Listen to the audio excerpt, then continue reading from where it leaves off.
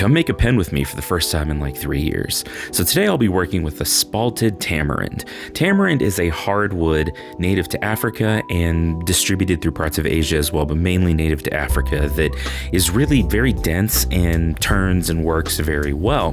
But the spalting, which you see as these black lines in the wood, is actually caused by fungus. This can be done after the fact, after the tree's cut down, but it also sometimes happens naturally.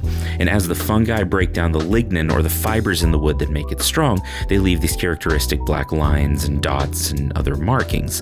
The problem you run into with that is it also makes the wood soft. So while tamarind is normally a very hardwood, very dense wood that can still be murder on your tools, this actually makes it really soft. And as you turn it and as you work with it, a lot of times it'll break apart.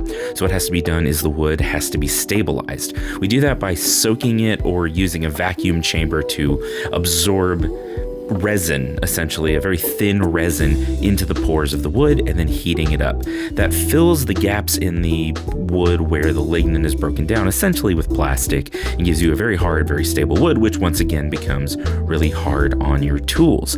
Now, I mentioned that it's been like 3 years since I've done this. My wife and I moved actually into my grandparents' old house, which was the house I grew up in 3 years ago. And since then, life has been doing the thing that life does, right? It gets crazy, it gets hectic, and we let sometimes the things that we love and the things that we enjoy doing for fun slip by the wayside. And so for whatever reason this weekend, we just had graduation, we just had all this stuff at the university where I work, and it was like, it's time. It was time to do it.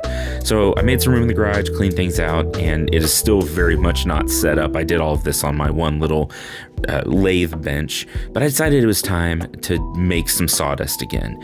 I started woodworking a little bit when I was in high school with a teacher who actually became one of my very favorite teachers. He taught me physics and a few other things, and became honestly the framework for how I try to act as an educator, someone who sees a student as a whole person and finds things that they find valuable, like woodworking. And he worked with a group of us to teach us how to use some tools and different things because we didn't have a shop class.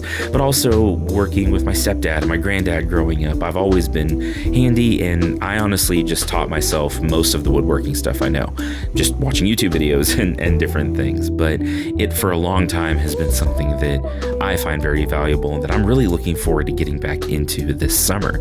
So I started turning pens, one, because it's a thing that I think everyone that is a woodworker and gets a lathe ends up doing, but two, because I have weirdly large, chunky hands, and it was always hard for me to find a pen that fit well into it. So you'll see the shape of this pen here in just a second that has lots of curves to it because it really fits my hands very well. And it turned out that as I made these, other people said, oh yeah, this feels pretty good in my hand too. So I've made a lot of pens over the years. I've sold quite a few, but this one's just for me because, again, it's the first one I've made in years, and it really turned out well. There were some rust I need to knock off in this process for sure, but it was a lot of fun. I really enjoyed it. And if you'd like to see more of this kind of content, please let me know. Y'all take care.